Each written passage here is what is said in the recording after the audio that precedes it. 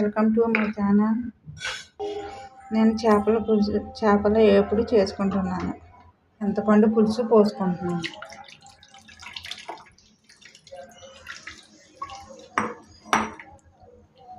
Stove వెలిగించుకొని ఒక 2 పొంగులు వచ్చేదాకా ఉడకనివ్వాలి. మూత పెట్టుకొని ఉడకనించుకోవాలి. ఉడికిన తర్వాత దింపేసుకోవాలి.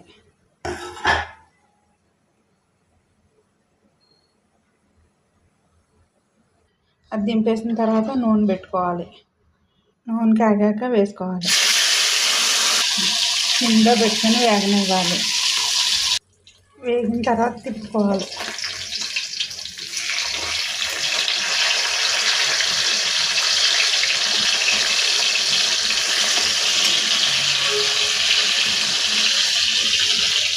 ఈ చేపల వేపుడు ఎలాగున్నాయో కామెంట్లో పెట్టండి.